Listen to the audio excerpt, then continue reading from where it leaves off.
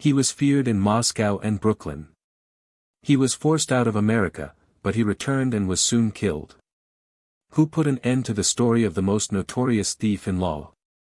How did a Japanese man become a symbol of a shadowy empire? This is not a tale or a fiction film. This is a reality that will chill your blood. Subscribe so you don't miss the truth they're trying to forget. And don't forget to like if you want these things to be spoken out loud. He knew how to remain silent in an interrogation room, how to speak in a courtroom, how to decide the fates of dozens of people with a single phrase, in a whisper, in a cell, in a restaurant, or at a cemetery. His name was spoken with apprehension in both Moscow and New York.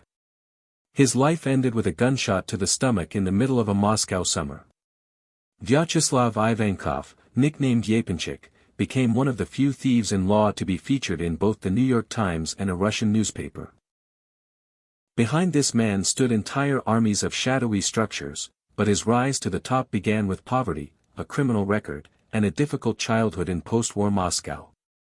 Vyacheslav Kirillovich Ivankov was born on January 2, 1940, in Moscow to a dysfunctional family. His father abused alcohol. His mother suffered from constant anxiety. The home where he grew up wasn't just poor, it was crushed by post-war poverty, a harsh environment, and fear of the future. The child's poor health didn't evoke sympathy. It was a time when the strongest survived. From childhood, Vyacheslav knew that the streets were a school, and the streets taught him quickly. Already in his teens, he began stealing. Initially, small change, pickpockets. Then came more daring thefts.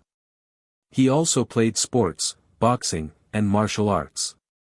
For him, it wasn't a hobby, but a means of survival. He didn't just want to be a street kid, he wanted to be strong, and he quickly became so. At the age of 14, Ivankov decided to drop out of school and enroll in circus school. His choice, aerial gymnastics, a discipline for the brave and precise. But his dream ended on the trapeze. A severe and complex skull fracture after a fall became the first physical scar in his life. He didn't seek treatment. The injury became chronic, and psychiatrists would later diagnose him with a schizophrenia-like condition of traumatic origin. He left school. 18-year-old Ivankov works as a machinist at a consumer services plant, then as a photo lab technician, and later as a boxing coach at a children's sports club. All this time, he continued to steal. He was placed under psychiatric observation twice. In one instance, he was arrested for attempted pickpocketing and then sent to Kashchenko Hospital. There, he was officially diagnosed with schizophrenia, which allowed him to avoid a criminal record and a possible prison sentence.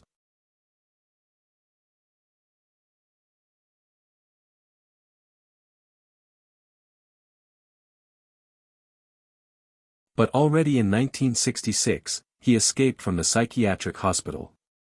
He went into hiding for a while, took his 9th and 10th grade exams as external students, and continued to evade persecution that he was caught again, and a second examination was ordered. This time, his sanity was recognized in the zone. Gennady Korkov, known in the criminal world as the Mongol, recognized the potential in the young, fit, and tough Vyacheslav.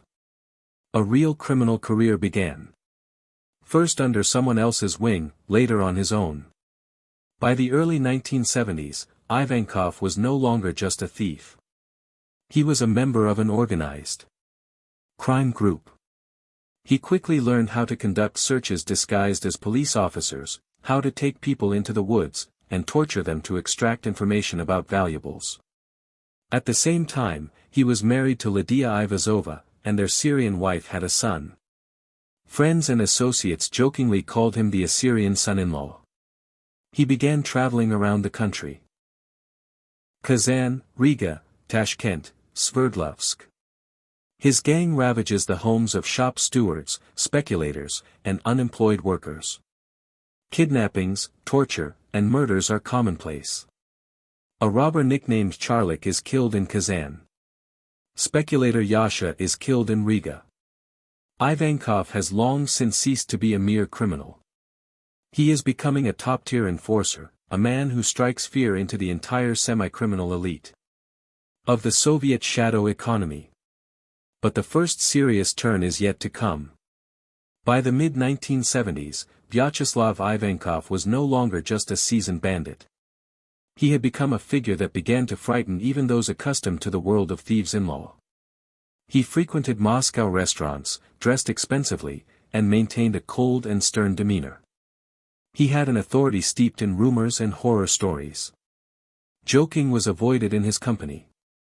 In any dispute, he had the last word, even if he remained silent. People feared him, but they respected him in person.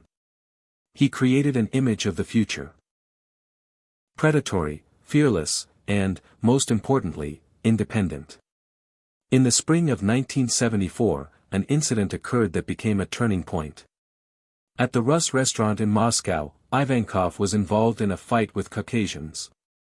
One of the participants was killed. This was no random stabbing.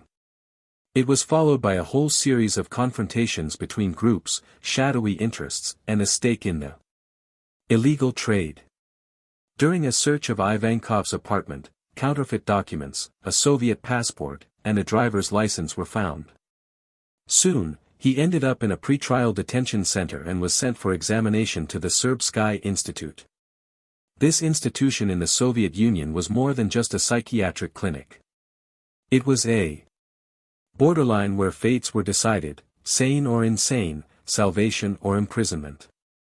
It was there, from June 5 to August 13, that Ivankov underwent a second forensic psychiatric examination.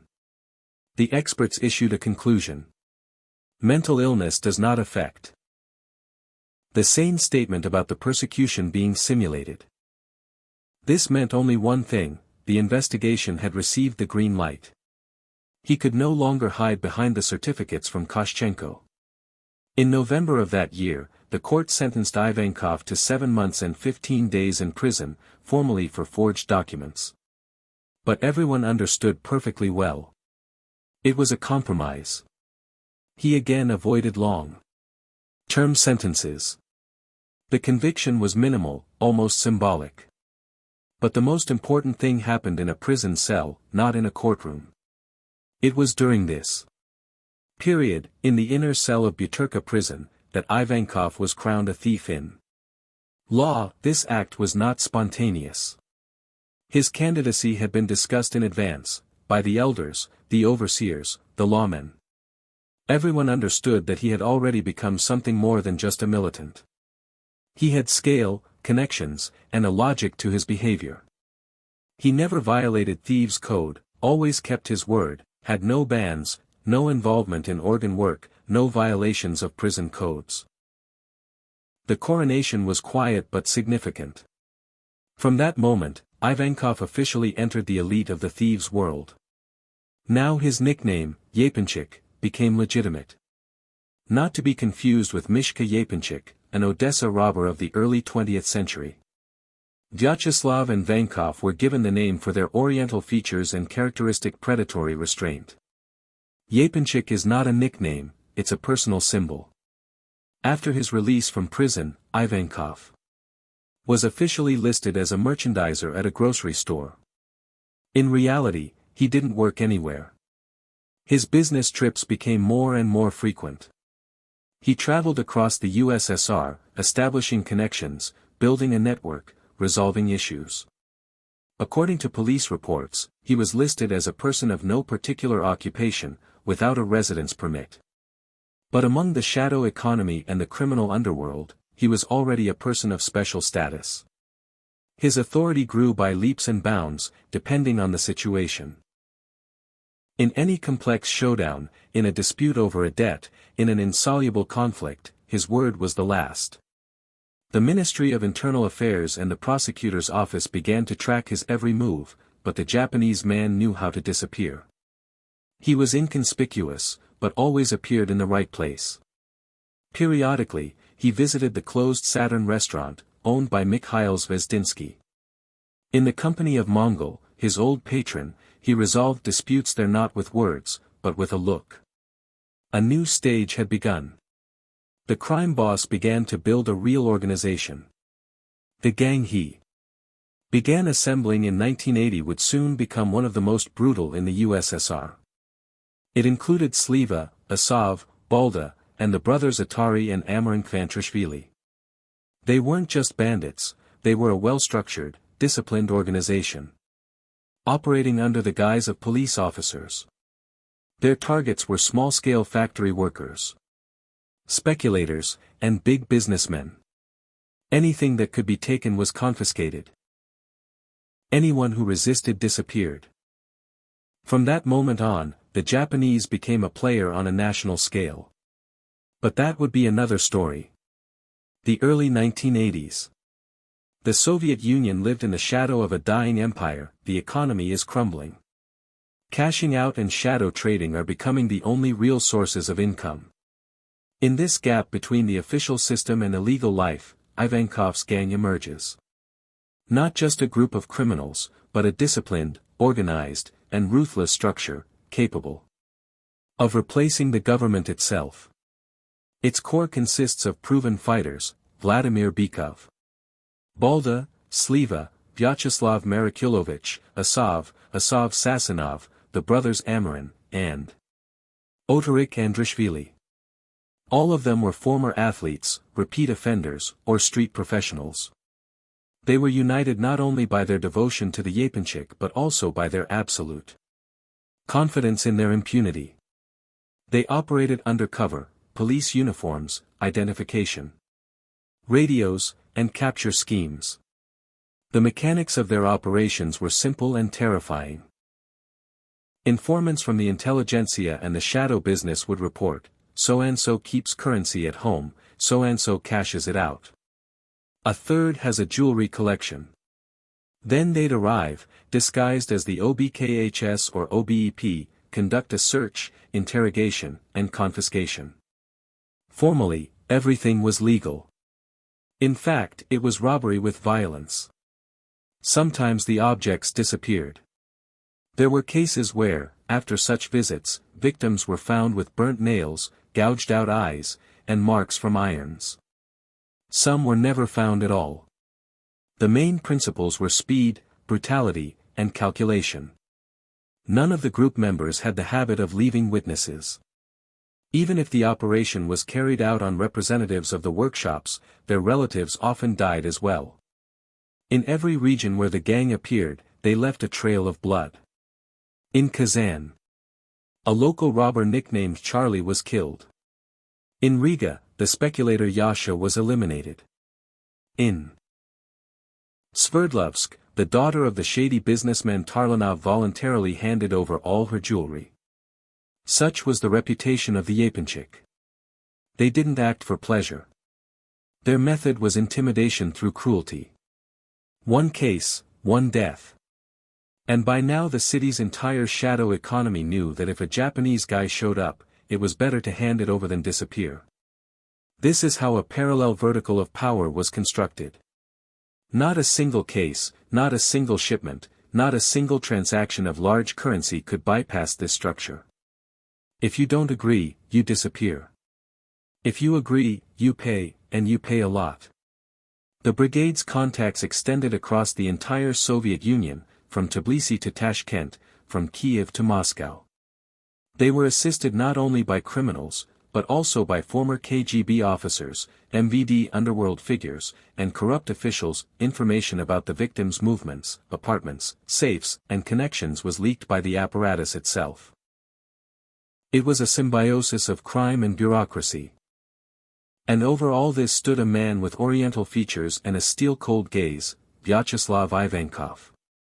He didn't interfere in the dirty work, with rare exceptions, but it was he who decided who would live, who would be killed, and how the profits would be divided. His presence at meetings meant that the issue would be finally resolved. His position became law. He knew how to listen silently. The Yaponchik's silence meant a mortal threat. Rumors about him grew. His name became legendary in criminal circles. He allegedly could cast spells, allegedly had his own doctors, fortune-tellers, and women who saved him from prison. All this only strengthened his image, but behind it lay the reality. a well-structured criminal organization that systematically robbed, tortured, and killed under the guise of law and with full awareness of its own impunity. It was during this period that the Yaponchik became more than just a thief in law, he became a strategist. He understood that power could not be maintained through violence alone. He needed influence, connections, and insiders within the party. He began to build bridges. Through Kvantrishvili, through business, through the cultural elite. A new phase is being prepared, an emergence from the underground into politics, into international relations, into the dollar world. But before that happens, there are still a dozen bodies, burning safes, and blood on the floors of apartments across the USSR. It's the spring of 1965. A young man with a sharp gaze and athletic bearing is detained by police in Moscow for attempted pickpocketing. During his arrest, he actively resists, fights with an operative, and wounds one of the officers. No one knew then that this was the beginning of a new phase in the life of Vyacheslav Ivankov, a stage where prison, the mental hospital, and the legend of the Yaponchik would intertwine into one inseparable knot. After his arrest, doctors sent Ivankov to Kashchenko Hospital, a renowned psychiatric hospital where the sanity of the USSR's most dangerous and complex criminals was determined. There, based on an initial examination, he was diagnosed with schizophrenia.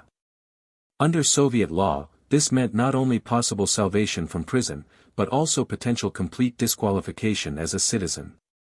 A person with such a diagnosis was deprived of rights, and in the eyes of the criminal underworld, a degraded psycho, expelled from the prison zone. But Vankov behaved differently. Within the walls of the hospital, he didn't go crazy, he began studying. He obtained books on law, medicine, and the criminal code. He began to inspire the trust of doctors and nurses, and, most importantly, other patients. He wasted no time. He took action. A year later, experts re-examined his case. The commission, which included the renowned Professor Luntz, concluded. Ivankov does not have schizophrenia, but rather a history of schizophrenia-like psychosis of traumatic origin, related to a previous traumatic brain injury. This means he is not ill, he was faking it or experiencing stress. His imprisonment effectively returns him to normal life and opens the door back to the criminal world. But before that, he manages to escape. July 1966.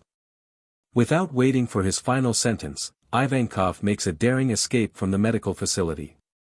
While in hiding, he continues his education that he takes his 9th and 10th grade exams as an external student. All this time, he changes documents, lives under assumed names, and moves from place to place. The Ministry of Internal Affairs is already searching for him, but they only manage to catch him again in November. After being arrested again, he is sent back to the hospital. But now everything is different. The experts are beginning to understand that they are not dealing with a mentally ill person, but with a keen understanding of the system. The conclusion is saying, he was faking it. This was not a medical failure, but the beginning of a legend. The criminal underworld started talking about it. He didn't break, didn't sink, didn't become a fool. He deceived the system itself. In 1974, almost decades after the Skashchenko story, Ivankov officially received disability benefits for mental illness. He has a permanent Group 2 disability. This doesn't stop him from actively participating in gang warfare, organizing thefts, going to restaurants, and even fighting with Caucasians in Moscow's elite establishments. In March of that year, he was again under investigation. He was detained after a fight. Forged documents, a passport, and a driver's license, were found on him. He underwent another examination, this time at the Serbsky Institute. The experts were unanimous. And Ivankov was faking it. He was completely sane. His stories of persecution were lies. This became the basis for his trial. In November 1974, Vyacheslav Ivankov received his first formal sentence, just 7 months and 15 days for forged documents. He served it in the Buturka pre-trial detention center. It was there, in cramped cells among the elite and the criminal underworld, that he was crowned. As a thief-in-law, the elders were present, including the Mongol, Balda, and other leaders.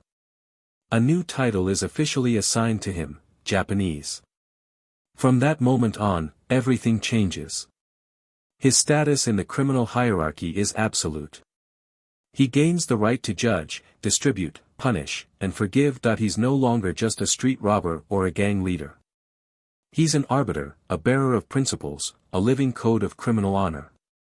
Thus, Koshchenko Hospital wasn't the end for Ivankov, it was his birth.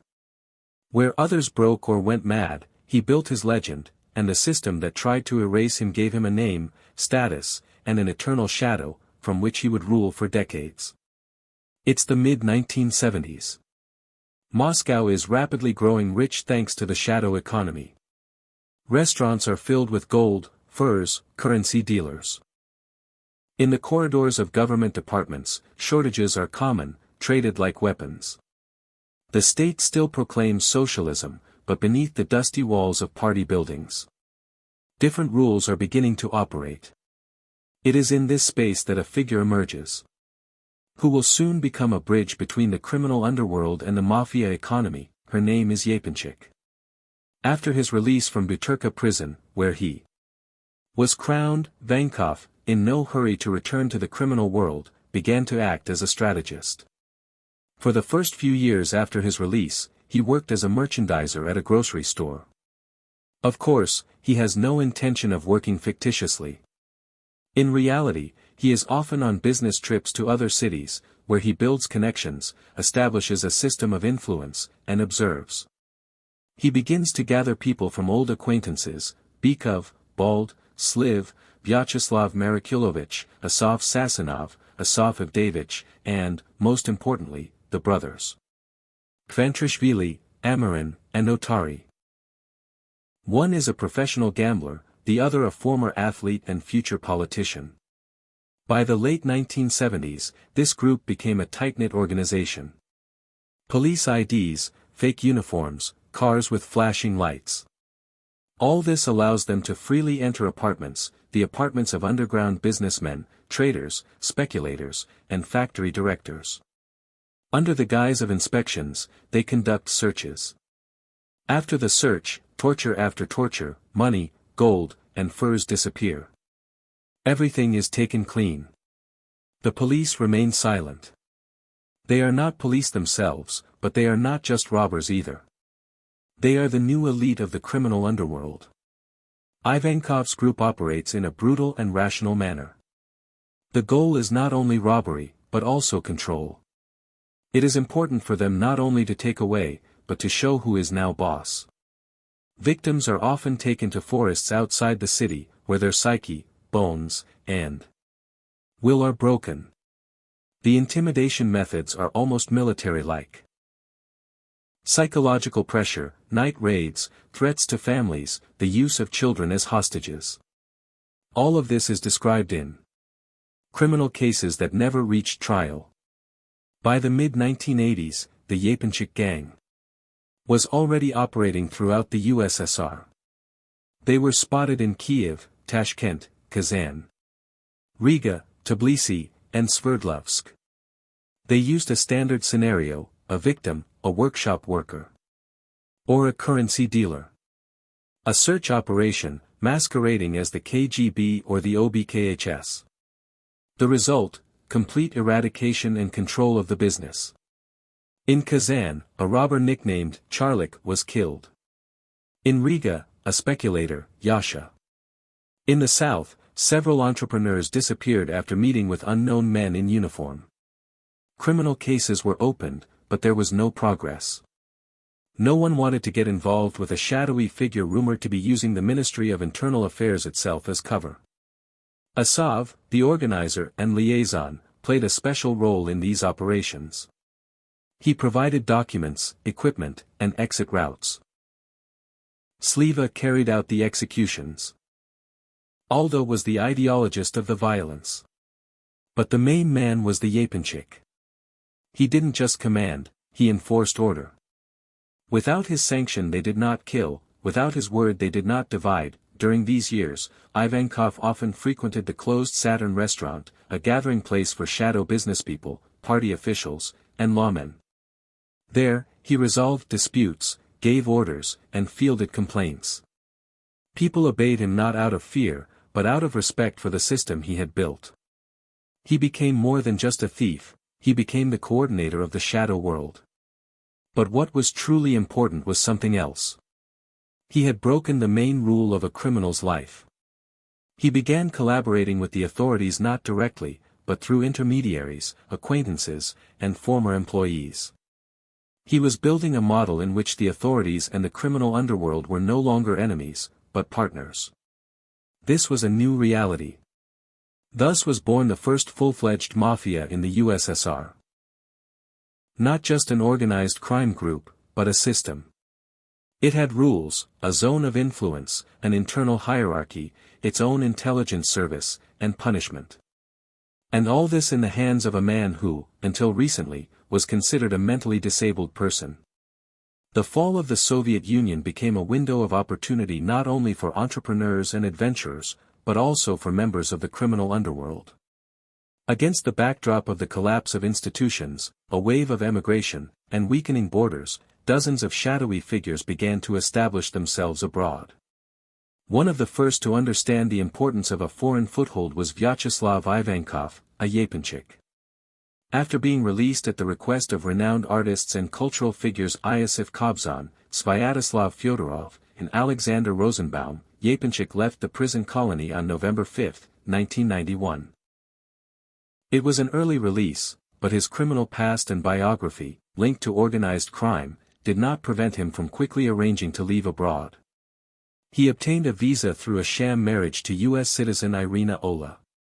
The formal reason for his emigration was his work at Roland Bykov's film studio. In the spring of 1992, Ivankov settled in New York. Documented, he was listed as a producer. In reality, he immediately became embroiled in conflicts involving the Russian diaspora, primarily former athletes, military personnel, and criminal authorities who had left the USSR during the Great Exodus.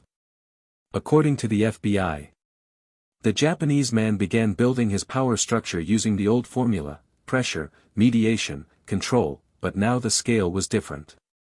Millions of dollars were at stake, including legitimate businesses, casinos, nightclubs, and export deals.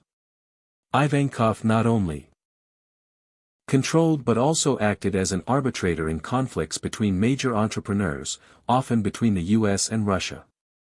Extortion became a particular focus of his activities. For several years, he systematically extorted large sums from businessmen, threatening violence and organizing attacks on those who refused to cooperate. To carry out his tasks, he created a brigade of up to 250 people, primarily former security officials and athletes. It was led by a former KGB officer, but American intelligence agencies were not idle. In the fall of 1994, two Russian entrepreneurs, Volkov and Voloshin, co-owners of Summit International, contacted the FBI. According to them, Ivankov demanded $2,700,000 from them under threat of murder. For 6 months, total surveillance was conducted, wiretaps, surveillance, and the infiltration of agents. On June 8, 1995, the FBI arrested Vyacheslav Ivankov and 5 of his accomplices. He was imprisoned in Brooklyn and later transferred to the federal prison in Aylingwood. In January 1997, he was found guilty of extortion and fraud, receiving a 9-year, 7-month prison sentence. But even in an American prison, the Yaponchik did not lose his influence. He maintained ties with Russia, participated in the distribution of responsibilities among criminal clans, and attempted to influence politics among the thieves-in-law. In 1999, heroin was found in his cell. Afterward, he was transferred to a special security wing. The American press began publishing articles about the Russian mafia en masse. The Yaponchik became the face of this mafia. He made headlines in the New York Times, the Washington Post, and in FBI reports and Senate reports. His biography was studied like a textbook on transnational crime. And Ivankov became a symbol of a new era, an era in which thieves-in-law operate not by conventional rules, but by the laws of global shadow business. In April 2000, Russia charged Ivankov in absentia with the murder of 2 Turkish businessmen in Moscow. This provided grounds for his extradition. In July 2004, the Yaponchik citizen's sentence in the United States ended, and he was deported to Moscow. He was met at the airport by a convoy of the Saturn Special Forces unit. According to intelligence, he could have been killed immediately upon arrival, so security measures were unprecedented, but in Russia, it wasn't a death sentence that awaited him, but a new investigation. July 2004.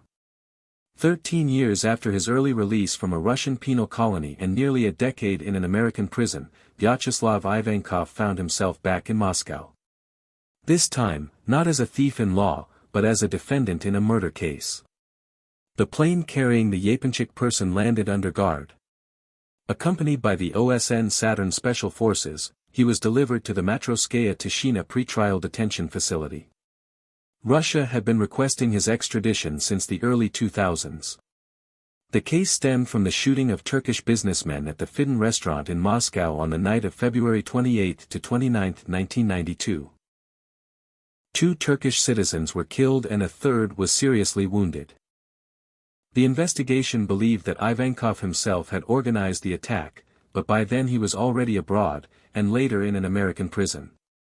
This complicated the investigation. Immediately upon his arrival, the Yaponchik made it clear he had no intention of surrendering. He was polite with his escort, but aggressive with journalists, smashing cameras, shouting, and demanding they stop filming. He understood perfectly well that this process was more than a trial. It was an attempt to either end his career or begin a new chapter. The prosecution was based on the testimony of witnesses, including criminal elements who claimed that the murdered Turks were connected to a Chechen criminal group and had conflicts with Yaponchik's circle. The case also included intelligence about his involvement in showdowns in the early 1990s, including alleged meetings with those who ordered and carried out the attacks. But the investigation proceeded sluggishly. The main blow to him came not from the defense, but from the prosecutor's own mistakes. Key evidence proved weak. Many witnesses changed their testimony. When the case went to trial with a jury, everything became clear. The trial was spiraling out of control. On July 18, 2005, the jury delivered a not guilty verdict. Moreover, as acting Moscow prosecutor Vladimir Bakun later stated, 7 of the 12 jurors allegedly had previous convictions.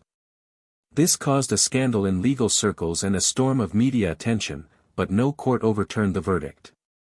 Later, the decision was upheld by the Supreme Court and the Presidium of the Supreme Court, Rafikayev. Among Yaponchik's lawyers was Alexander Gavstein, who would later be arrested in Spain on suspicion of mafia ties. However, the defense managed to convince the court.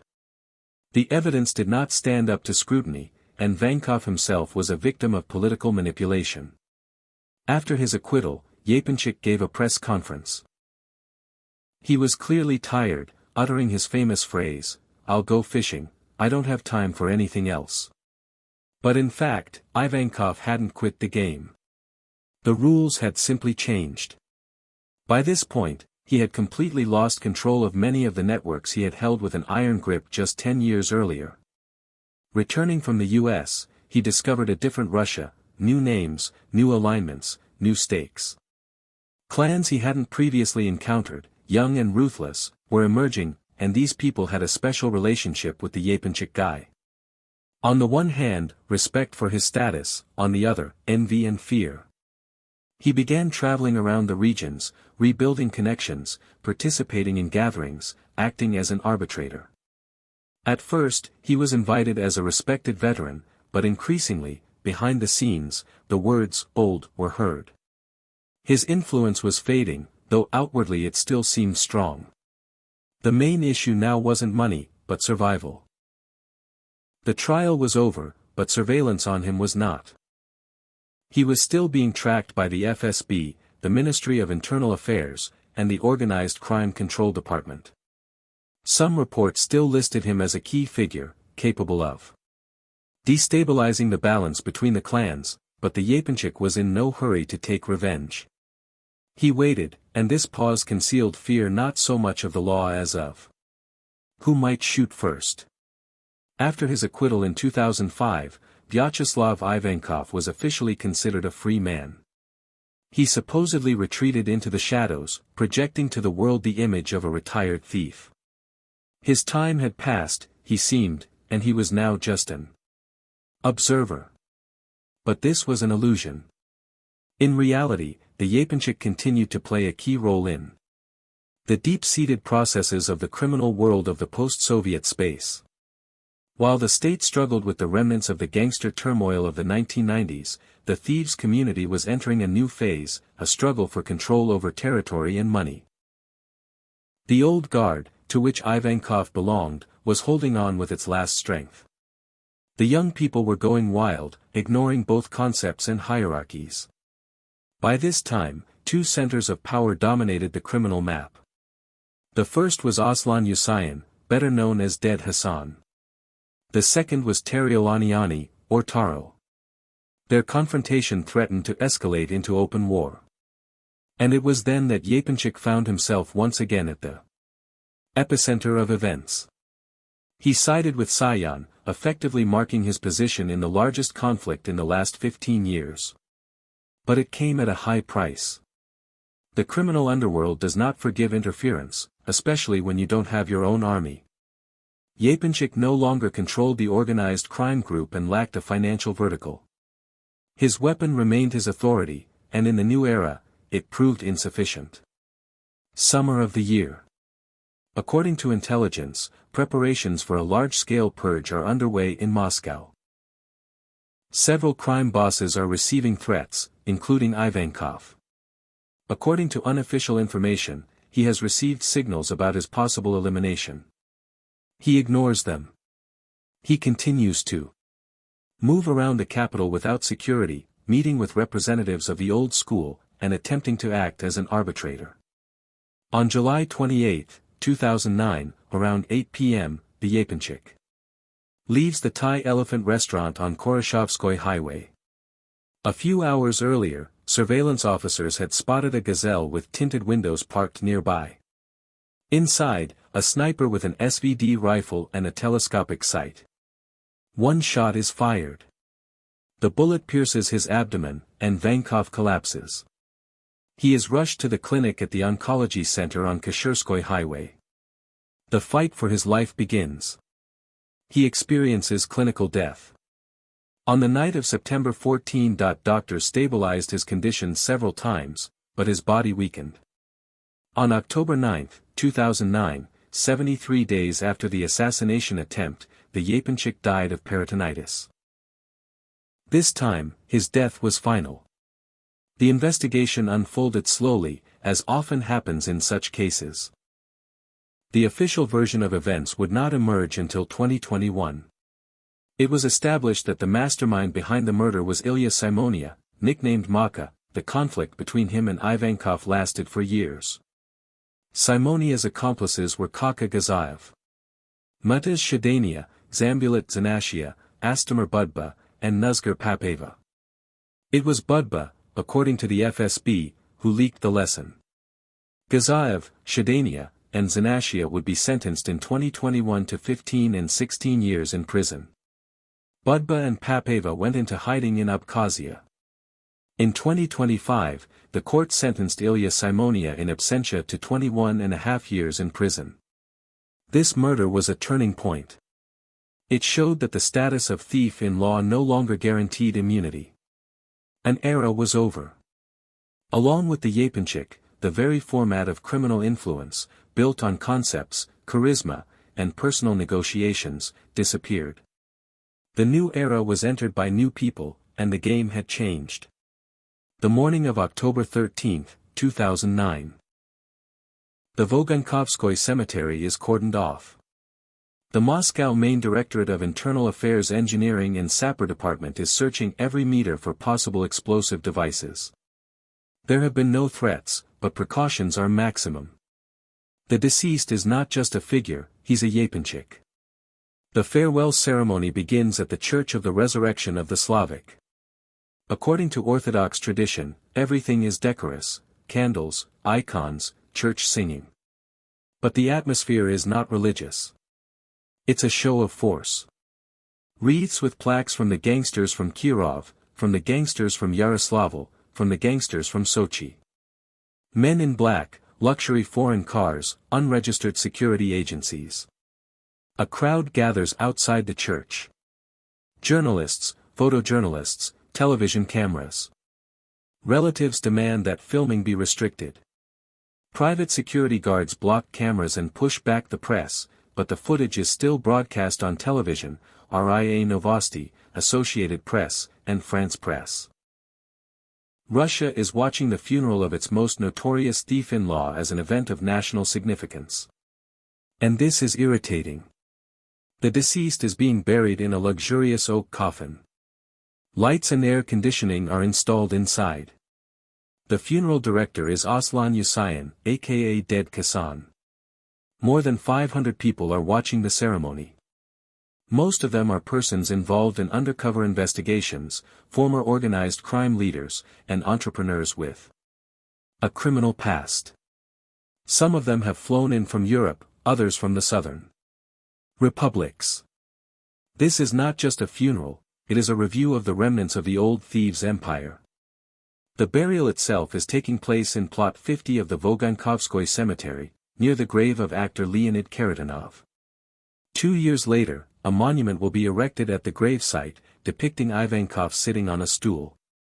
Behind him is a 3-meter-high stone wall with a cross and a huge fence. Author, Alexander Rukavishnikov. There's a mistake on the monument. It says, Ivankov, instead of Ivankov. Next door is the grave of his mother, Alexandra Gavrilovna, and next to it is the tombstone of a certain David Davidovich Nasu. Cemetery workers don't know who he is. The authorities' reaction is immediate. The State Duma calls the incident hysteria. Officials are outraged that the funeral of a thief-in-law is being covered by federal television channels. Particularly outraged is the Russian flag, which was allegedly used during the ceremony. Although there is no direct confirmation of this, the scandal is raging. However, none of the funeral organizers are held responsible. The death of the Yaponchik closes an era. His successor, according to the Ministry of Internal Affairs, was supposed to be Timur Kozakov, Sashka Klitschko, a native of Tashkent, but he refuses, goes into business, and becomes an entrepreneur. The dynasty of thieves is ending. The state watches this with restraint. For it, Vankov's death marks the end of a turbulent chapter. But for the shadow world, it represents a loss of coordinates. The last person who knew the concept firsthand is gone, who was crowned in Butyrka, who survived Soviet labor camps, an American prison, and who returned to die on his own soil from a bullet fired from a Gazelle van. After the high-profile funeral and the media frenzy surrounding Vyacheslav Ivankov's name, an uneasy silence descended. The state remained silent. Criminal circles regrouped, but the main question remained unanswered. Who now? And Vovankov, gone under bullets, left behind a vacuum. Unlike the classic thieves-in-law, he did not groom an heir within the old school. Even an attempt to install Timur Kozakov, a native of Tashkent nicknamed Sashka, failed. He refused, preferring to pursue entrepreneurship. Perhaps he sensed that the world was changing and the crown no longer protected, but killed. By the mid-2000s, the Yaponchik was no longer a full-fledged leader. He became more of an arbiter, an observer, a symbol of a bygone era. He tried to resolve conflicts between groups, but no longer commanded as he once did. This was especially evident in his intervention in the protracted conflict between Teriel Oniani and Aslan Yusayan, Dead Kasan, as well as Losha Shushanashvili and Losha Rustavsky. And Vonkov sided with the latter. In doing so, he sealed his own death warrant. The murder in July 2009 was the final act in the struggle between the old thieves' clans for influence. A sniper rifle, a shot from 40 meters away, surgery, peritonitis, and death. 2 months later, the mastermind was recognized as the thief-in-law Ilya Simonia, nicknamed Maka. He forgave Yaponchik neither for his old conflicts nor for his interference in his affairs. After Ivankov's death, the press expected the coronation of a new Yaponchik, but it never came. The groups remained, the money, the connections, the influence remained. But there was no figure uniting all the structures. The old thieves' world was replaced by a fragmented criminal underworld, Chechen clans, isolated organized crime groups, security officials with vested interests. Concepts became devalued, money began to rule, and the further after Ivankov's death, the more clearly the loss of structure became apparent. Various theories appeared in the press: who was Yaponchik's son, who was laying claim to the inheritance. Serial killer Yuri Vladimirov claimed to be his illegitimate son. Reality show participant Nicole Kuznetsova claimed to have had a son with Ivankov. But all this remained in the realm of the tabloids. His real children, Gennady in the US and Eduard in Austria, avoided publicity. His wife, Fina, a commissar at the time of her death, an émigré from Kiev, remained in the shadows. All of them, like most who knew Ivankov personally, remained silent.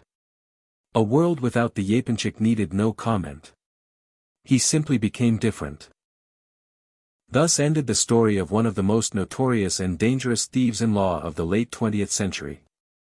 He survived the USSR, prisons, the US, the FBI, assassination attempts, and even acquittals in the Supreme Court, but he did not survive the changed order. An order in which there is no place for authority. Only interests, only money, and a bullet that will always find its mark. October 13, 2009 Moscow held its breath. At the Vogankovskoye Cemetery, famous for its names. A convoy unseen in recent years was gathering. But these were not state honors, not a tribute to official glory. This was mourning, a mingling of fear, respect, and secret signals. They were bidding farewell to Vyacheslav Kirillovich Ivankov, known throughout the world as the Yaponchik.